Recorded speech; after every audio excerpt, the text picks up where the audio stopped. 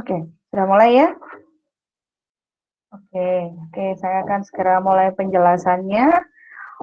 Untuk saya record dan nanti saya post di YouTube untuk yang ketinggalan ya. Saya akan mulai. Assalamualaikum warahmatullahi wabarakatuh.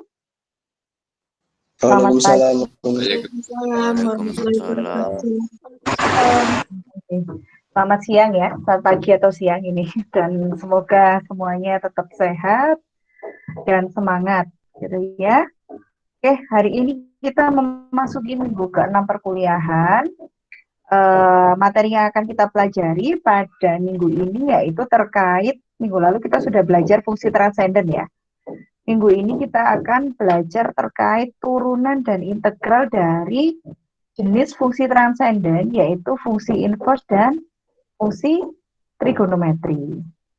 Minggu lalu kita sudah mempelajari logaritma ya, fungsi logaritma, terus kemudian eksponensial, fungsi eksponensial. Hari ini akan berlanjut pada fungsi inverse dan fungsi trigonometri. Nah, pertama kita akan belajar terkait turunan fungsi inverse. Saya mengingatkan kembali ya, penulisan bentuk seperti ini bukan berarti artinya 1/sin U. Ya, karena biasanya kalau kita belajar X-1 itu kan 1/X ya. Dalam konteks ini ya, bentuk sin min 1 ini dia artinya bukan 1/sin U. Tapi dia artinya adalah inverse ya. Inverse dari sin U. Sin inverse U seperti itu. Ya, di mana U ini adalah suatu fungsi terhadap X, bisa dia merupakan X, bisa dia 2X kuadrat, dan seterusnya. Ya, oke. Dalam aturan fungsi inverse yang sudah kita pelajari pada kalkulus 1, ya, sifat dari inverse itu bisa dituliskan seperti ini. Misalkan fungsi X sama dengan sin Y, yaitu diferensiabel alias dapat diturunkan pada interval ini ya, dan turunannya itu positif, maka berlaku inverse dari X sama dengan sin Y adalah Y sama dengan sin inverse X. Kalau yang fungsi awalnya itu diferensiabel, maka fungsi inverse-nya juga diferensiabel. Pada interval ini adalah interval dari Y-nya. Kenapa demikian, Bu? Karena seperti yang kita pelajari di kalkulus 1 bahwa fungsi trigonometri itu nilainya paling tinggi itu adalah 1 dan paling rendah itu adalah min 1. Makanya di sini karena kita bicara Y, maka nilainya batasannya adalah dari min 1 sampai 1 ya. Lalu kemudian turunan dari sin inverse X tadi dapat diselesaikan dengan menggunakan teorema di mana nilai fx adalah sin X dan f inverse X sama dengan sin inverse X. Kita saat belajar fungsi inverse atau fungsi komposisi di kalkulus 1, kita masih ingat ya, misalkan kita balikkan, langsung aja kita masukkan gini ya. Kita menggunakan aturan turunan pada fungsi komposisi, silakan dibuka kembali kalau lupa ya. Jadi ketika kita Y itu sama dengan sin inverse X, turunannya itu seperti apa? Kita bisa masukkan teori yang kita pelajari saat di kalkulus 1. Turunan dari inverse-nya ya sama dengan 1 per F aksen dari komposisi ya. Kalau dimasukkan kayak gini kan komposisi. F inverse X. Langsung kita masukkan. F-nya apa? Y itu kan biasanya kita sebut Fx ya. Fx-nya adalah sin X. Di awalnya tadi kita pakai apa? Fx-nya adalah sin X. F inverse X adalah sin inverse X. Kita masukkan. Sehingga kalau fx-nya adalah sin X, turunannya F aksen X-nya sama dengan cos X. Sedangkan F inverse-nya tadi sudah kita misalkan, yaitu sin inverse X. Ya, sehingga kita langsung substitusikan saja. F aksennya adalah cos, F inverse-nya sin, F inverse-nya adalah sin inverse X. Sehingga kita akan substitusikan sin inverse X terhadap cos X. Digunakan apa? Identitas trigonometri. Kita bisa menggunakan identitas trigonometri. Untuk apa, Bu? Kan kita kemarin sudah belajar apa? Satu itu sama dengan sin kuadrat X ya, ditambah cos kuadrat X. Nah, kita kan sekarang nyari cos X, Bu. Ya udah, berarti cos kuadrat X sama dengan 1 min sin kuadrat X. Ya, sehingga cos X-nya ini kita hapus ya. Sama dengan ini. Kenapa kok dihapus? Karena digeser jadi akar. Nah, bentuk ini kita bisa masukkan ke sini. Dengan memasukkan X-nya tadi apa? X-nya adalah ini. Inverse X. Sehingga 1 dikurangi sin kuadrat sin inverse X. Ya. Lalu apa? Kita memisalkan apa? Masih ingat definisinya ini? Masih ingat definisinya? Gini. Kalau kita belajar gini, kalau F dari F inverse X, masih ingat nggak? Kalkulus 1. Hasilnya apa? Fungsi dari F inverse X. Hasilnya adalah? Ingat nggak? Lupa, Bu. Mas Rahmat? Lupa. X ya, saling menghilangkan ya. Bentuk fungsi dengan fungsi inverse jika dikomposisikan itu saling menghilangkan. Sehingga di sini ketika saya tuliskan sin dari sin inverse X, maka hasilnya adalah X saja. Ya, karena dia sin kuadrat, berarti 2 kali terjadi seperti ini. Sehingga 2 kali juga terjadi. Sehingga sin kuadrat, sin inverse X hasilnya sama dengan X kuadrat.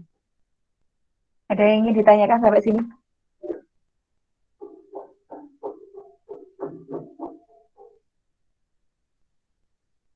Ada yang ingin ditanyakan? Kita tidak bisa melepaskan kalkulus 1 begitu saja ya, karena kita akan berkaitan. Sehingga intinya apa, Bu? Intinya ketika kita mencari turunan dari gitu ya, Y aksen sama dengan sin inverse X adalah Y aksen dari gitu ya. Misalkan Y sama dengan sin inverse X. Y aksennya berapa? 1 per akar 1 min X kuadrat. Metodenya seperti itu tadi. Yang saya sampaikan teorinya pada kalkulus 1. Ya, supaya kalian tahu. Nah, seperti ini. Nah, itu tadi kalau sin inverse X. Kalau sin inverse U, Bu, sin inverse U itu adalah kejadiannya ketika fungsinya itu tidak sesimpel hanya X saja. Tapi ada ruwet yang bikin susah. Ya, kemarin saya menyampaikan bahwa kalau ada solusi penyelesaian yang bikin susah, kita misalkan sebagai U. Sehingga sama persis, kalau tadi sin inverse X itu adalah 1 per 1 min X kuadrat, kalau sin inverse U berarti 1 per 1 min U kuadrat ditambah turunan U terhadap X. Contoh, dengan aturan rantai hitung sin inverse dari X kuadrat. Kita langsung masukkan ya, jadi kita tidak perlu menggunakan perhitungan cara ini, tidak perlu. Langsung kita masukkan rumusnya. 1 per 1 min U-nya adalah, kita harus tahu bahwa U adalah XU kuadrat. U adalah X kuadrat, terus dikuadratkan, terus turunan U terhadap X adalah 2X. DU per dx adalah 2x. Sehingga langsung kita masukkan 2x per akar 1 min x. Any question? Sampai sini? Silakan. Lanjut, Bu. Lanjut. Good. Selanjutnya, kita akan mencari turunan dari Y sama dengan tan inverse U. Jadi kita cari turunan dari tan inverse. Caranya kurang lebih sama seperti yang tadi, kita manfaatkan. Singkat cerita, ya, kita bisa menemukan bahwa turunan dari tan inverse X adalah 1/1 plus X kuadrat. Nah, nanti kalau kalian sudah jadi bapak-bapak, ibu-ibu, anaknya tanya, Pah, Mah, turunan dari tan inverse X itu dapatnya dari mana? Kalian tunjukkan ini. Saat belajar kalkulus 1, Mama belajar gitu ya, Papa belajar kalau untuk mencari turunan inverse itu langkahnya seperti ini, menggunakan teori komposisi. Ya. F-nya tan X, berarti F aksennya adalah secant kuadrat X dari tan inverse X. Terus saya masukkan, pakai apa ini? Pakai identitas trigonometri. Ya, identitas trigonometri.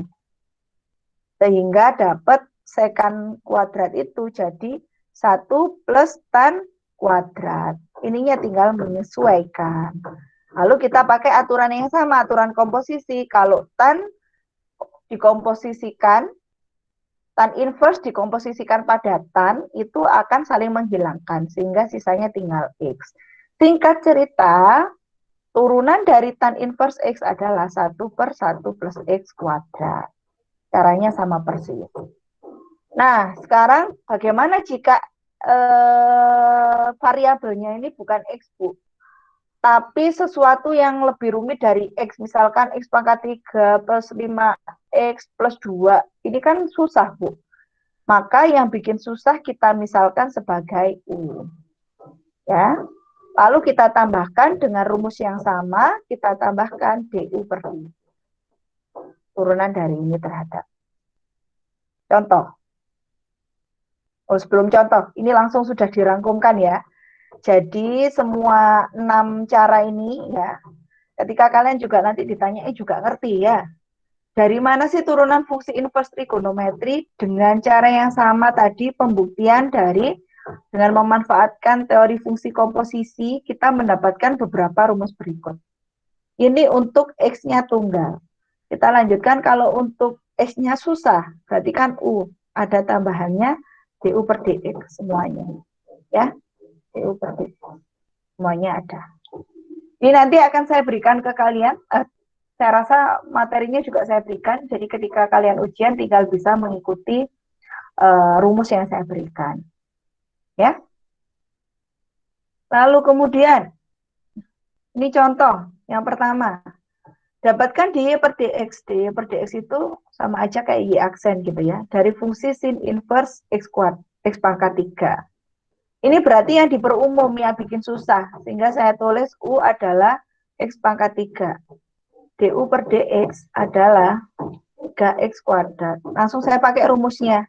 Yang sin tadi apa rumusnya? 1 min apa? U kuadrat. Ya, 1 per akar 1 min U kuadrat. U-nya adalah X pangkat 3, dikuadratkan, jika bilangan berpangkat, dipangkatkan, pangkatnya dikalikan. Ya, 1 min X pangkat 6. Lalu dikalikan, ini adalah DU per DX, 3X kuadrat. 3X kuadrat dikalikan pembilangnya, sehingga turunannya adalah ini. Kalau yang ini, sama persis caranya, berarti yang menjadi U itu adalah ini, U adalah E pangkat X, turunan dari U terhadap X adalah E pangkat X juga, ya, fungsi eksponensial. Lalu kemudian kita masukkan, ini adalah rumusnya. Rumus untuk sekant, kita tinggal intip yang sebelumnya, ya. Rumus dari sekant 1 per mutlak U dalam kurung U kuadrat min 1. Mutlak U karena dia positif, ya sudah benar. Dalam kurung U kuadrat min 1. Oke, kita masukkan E pangkat X. Berarti ini kan bisa saling mencoret ya. Tinggal 1 per akar E pangkat 2X min 1. Ketemu. Any question? Any question? Belum ada, Bu. Belum ada, masih gampang ya. Selanjutnya kita akan menggunakan contoh yang pernah kita bahas di kalkulus 1 ya. Urusan roket peroketan. Ini jangan-jangan juga dulu sudah saya bahas ya. Kalau sudah berarti nggak usah ini. Kayaknya sudah saya bahas tapi dengan metode yang berbeda ya. Sekarang akan saya bahas dengan memanfaatkan turunan dari inverse. Oke, jadi ceritanya segitiga ini adalah kisah dari sebuah roket ya. Roket itu dilempar ya dari sini. Salah. Roket itu dilempar. Jika roket yang ditunjukkan pada gambar naik vertikal, berarti roketnya di sini ya. Roketnya di sini dilempar pada ketinggian 4.000 kaki. Ya, berarti X-nya adalah 4.000. Berapa kalau X-nya 4.000 berarti 880 itu adalah kecepatan. V sama dengan 880 kaki per detik. Ada yang masih ingat kecepatan itu turunan dari apa? Jarak, ya. Turunan dari jarak atau S per T atau X per T gitu ya. P itu adalah X per T. Berapa cepat perubahan sudut elevasi kamera pada saat itu agar roket tetap dalam pandangan? Jadi roketnya diluncurkan dari sini, sedangkan yang moto dari sini. Di sini pegang kamera. Nah, dia itu mau moto roketnya. Ditanyakan sudutnya itu berapa? Karena kita sedang moto berarti kan bentuk penglihatan ke apa namanya ke roket kan tinggi banget tuh, sehingga dia membentuk sudut elevasi. Ya di sini kita kasih nama V. Berapa cepat perubahan sudut elevasi kamera tadi agar roket tetap dalam pandangan? Yuk kita tuliskan. Kalau ini pasti ingat ya, demi sin sami cos gitu ya.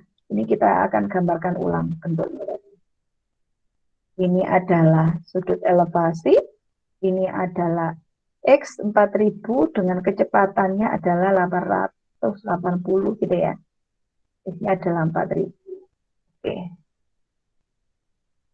Lalu kemudian untuk mencari sudut elevasi kita bisa memanfaatkan demi sin sami cos gitu ya. Oh, di sini tidak ada anunya ya. Oh, bisa kita cari jaraknya dengan menggunakan ini. Kita bisa cari dengan menggunakan rumus dari V. V itu adalah turunan dari jarak. Ya, tadi saya bilang sehingga jarak ini kita bisa cari. Oke, kita masukkan dulu. Tan V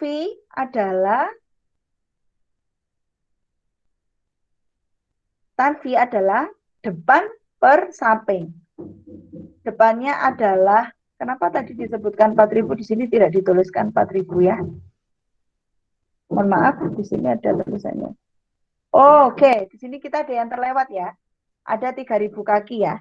Jarak antara roket diluncurkan dengan orang yang mengambil orang yang mengambil gambar itu adalah 3.000 kaki. Makanya tadi saya bingung. Ya. Oke. Saya pindahkan ke atas. Sehingga di sini kita bisa tuliskan jumlahnya adalah 3.000. Oke. Depan adalah X, sampingnya adalah 3.000. Sebenarnya ini juga bisa kita langsung masukkan 4.000 gitu ya. Tapi kita buat bentuk persamaan supaya persamaan ini kita bisa manfaatkan untuk mencari turunannya tadi ya. Oke. Kalau tan V sama dengan X per 3.000, maka V adalah tan inverse X per 3.000. Sehingga untuk mencari turunan dari V ini, kita bisa memanfaatkan turunan dari tan yang tadi sudah kita pelajari. Ya, turunan dari tan. Apa? Turunan dari tan, sorry. Turunan dari tan. 1 per 1 plus U kuadrat DU per DX ya. 1 per 1 plus U kuadrat. Oke, sehingga kita bisa masukkan 1 per 1 plus U kuadrat dikalikan turunan dari ini. Ya, 1 per 3000. Ini persamaannya akan kita digunakan untuk pencarian selanjutnya, tinggal kita masukkan X-nya 4000 gitu ya, dan seterusnya. Oke, nah karena tadi kita ketahui bahwa kecepatan tadi 880 ya, di mana kecepatan itu adalah turunan dari jarak terhadap waktu, gitu ya, atau X per T, ya gini nggak apa-apa, atau bisa kita tuliskan, sorry, jaraknya adalah X ya, dx per dt, ya, ketika X-nya adalah 4000, maka kita bisa tinggal masukkan. Saat X-nya 4000, untuk persamaannya tadi adalah 1 per 1 plus 4000 X-nya, dikalikan dx per dt-nya adalah 880 per 3000. Langsung kita hitung saja pakai kalkulator ya. Susah kalau seperti ini, berarti 1 per 1 plus 16 per 9 gitu ya. Dikalikan 880 per 3000. Kita langsung pakai kalkulator, kurang lebih hasilnya 66 per 625 atau kurang lebih 0,11 radian per detik. Kecepatan dari sudut elevasi ini. Ada yang ingin ditanyakan? Bu, boleh nggak kalau kita dari sini itu langsung kita masukkan? Boleh banget sih sebenarnya. Misalkan di sini kita langsung manfaatkan X-nya itu 4000, Bu, kecepatannya 880. Nah, ya, jadi diuraikan seperti itu supaya runtut, supaya kalian tuh bisa memahami maksudnya. Itu. Sehingga ditemukan bahwa kecepatan sudut elevasi apa tadi? Si pengambil gambar melihat roketnya itu naik, itu kurang lebih 0,11 radian per detik. Ada yang ingin ditanyakan nggak? Kecepatannya itu kita naikkan gitu loh ya. Jadi kalau kita mengamati dari roket jalan terus mengikuti roket naik, berarti kan apa namanya, kameranya kan juga gerak naik gitu ya. Kalau misalnya kita mengamati mau nyorot roket dari bawah sampai ke atas. Nah, gerakan kameranya naik ini tadi yang dimaksud kecepatan sudut elevasi. Ada yang ingin ditanyakan? Sudah cukup jelas apa sudah cukup bingung? Cukup jelas, Bu. Oke, alhamdulillah. Kalau sudah cukup jelas, saya lanjutkan. Nah, ini adalah latihan soal, ini tidak saya lanjutkan ya. Ini silakan dikerjakan.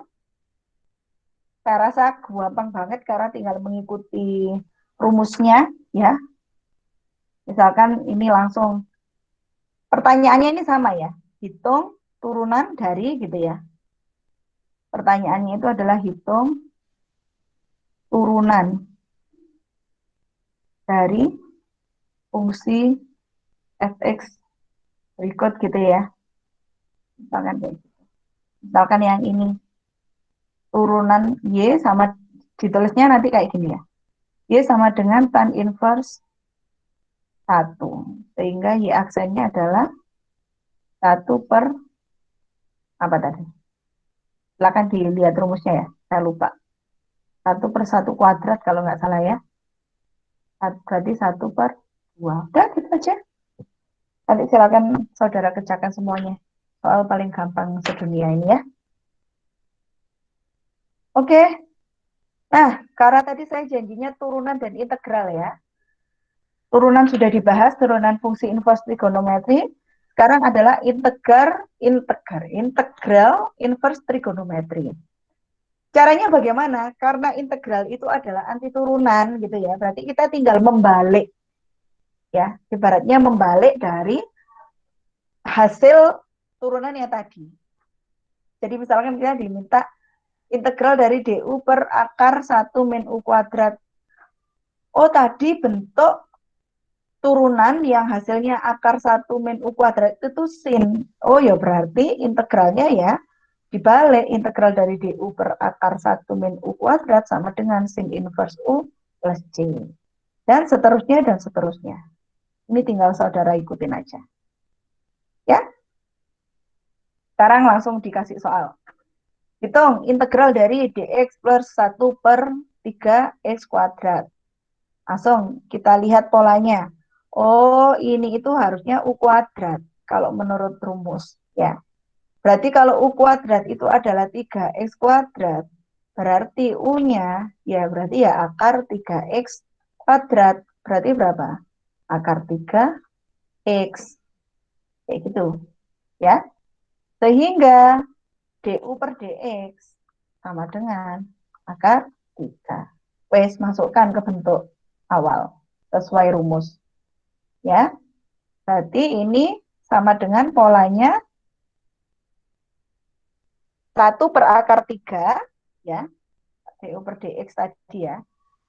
Integral du per 1 plus u kuadrat. Tinggal kita masukkan. Bentuk ini apa? Tan inverse. Oh ya, wes, berarti 1 per akar 3 tan inverse u. Ingat, karena dia integral tak tentu, berarti harus ada plus C. Gitu ya, plus C. Dan kita harus mengembalikan lagi U. Tadi kan kita sudah memisalkan U adalah akar 3X. Di akhir kita akan mengembalikan lagi bentuk tersebut. 1 per akar 3 tan inverse U-nya kita ganti dengan akar 3 plus C. Ini merupakan salah satu metode untuk menyelesaikan integral yang kita ketemu perperan dan akar-akaran. Itu kan seringkali susah kan kita mencari integralnya. Makanya ini bisa digunakan untuk mencari hasil integral untuk yang perperan dan akar-akaran. Sampai sini ada yang ingin ditanyakan?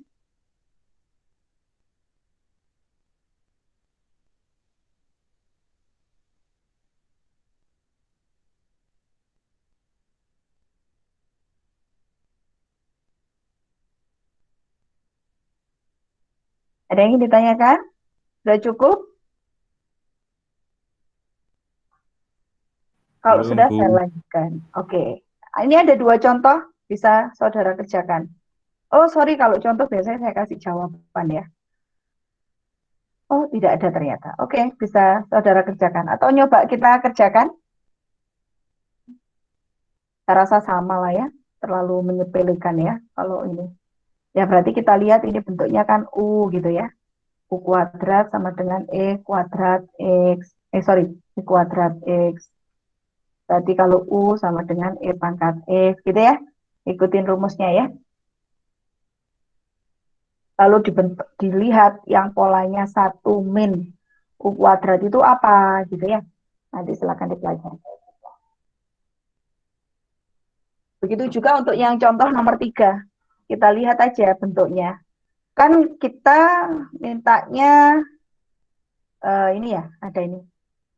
Dx sama dengan A kuadrat per X kuadrat. Saya rasa tadi juga sudah ada bentuknya, tinggal ngikutin aja. Nggak susah kok. Nah, ini ya. Nah, sekarang ini akan menjurus pada contoh yang tadi diarahkan ke sini. Kalau tadi kan kita belajar yang di sebelah sini tuh fokus pokoknya 1 ya. A-nya itu 1, sehingga dikuadratkan pun juga 1. Nah, di sini pada tahap yang kedua ini kita akan berfokus saat bisa jadi A-nya itu tidak 1. Kondisinya gimana? Tinggal kita ikutin aja ya. Integral DU per akar A kuadrat min U kuadrat sama dengan sin inverse U per A plus C. Jadi kita ikutin aja. Rumus ini bisa saudara pegang. Ini biasanya kalau zaman dulu offline, ini saya minta open resume gitu ya. Open resume untuk membawa rumus-rumus ini. Jadi ini tidak apa-apa dibawa. Tinggal ngikutin aja. Terus langsung kita coba pakai contoh. Hitung integral dx per akar 2. Nah, ini tadi ya, 2 ya. Jadi A-nya bukan 1. A kuadrat sama dengan 2, sehingga A-nya sama dengan akar 2. Sedangkan ini X kuadrat sama dengan X kuadrat ya.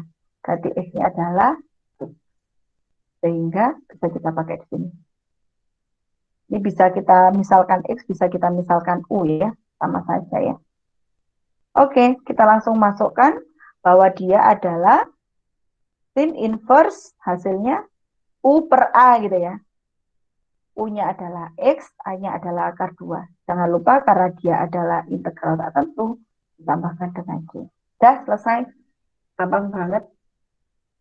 Jadi pada tahap ini akan banyak-banyak berlatih memanfaatkan rumus saja. Ini juga silakan saudara kerjakan tambahan soalnya. Tadi kita punya tadi 5 soal, ditambah 2 soal, ditambah 4 soal ya. Sebagai tugas tangguh hari raya, gitu ya. Juga ini, wah banyak ya. Tapi liburnya panjang, nanti silakan dikerjakan. Kita tinggal memisahkan, memanfaatkan rumus yang ada. Ini kan susah nih. Nah, kalau ini agak mikir ya. Berarti kan ini U-nya. Nanti yang akan menjadi tantangan itu adalah turunannya. Ya, 1 per X per 1 plus X. Turunannya kita akan memanfaatkan apa? U aksen V plus UV, min UV aksen ya, per V kuadrat. Nanti manfaatkan seperti ini. Begitu juga untuk ini.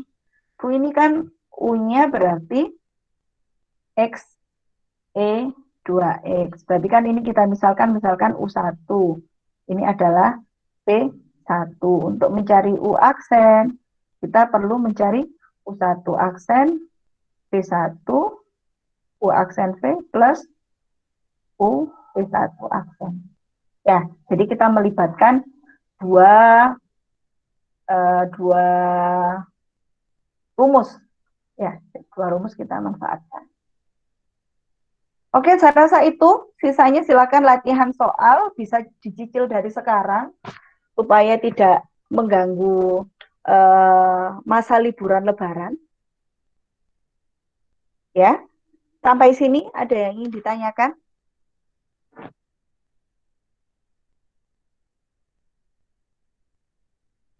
Begitu juga untuk ini ya, yang tantangannya itu turunan dari U-nya. Tapi saya rasa nggak susah harusnya kalau kalian sudah sering memanfaatkan. Turunan kan di kalkulus 1 ya. Jadi kalau kalkulus 1-nya lulus harusnya ngewes ya, alias gampang banget. Seperti itu. Silakan tugasnya dikerjakan sebelum saya pindah ke sesi tanya jawab. Saya rasa masih sama ya, sang juara percaya kepada dirinya sendiri bahkan ketika orang lain tidak percaya. Jadi silahkan kalian menjadi juara. Paling tidak untuk circle kalian sendiri. Gitu ya. Silakan. Untuk diskusi bisa dinyalakan kameranya supaya saya nggak ngomong sama tembok ya. Recordingnya saya tutup dulu, kita buka sesi diskusi. Silakan, ada yang ingin ditanyakan?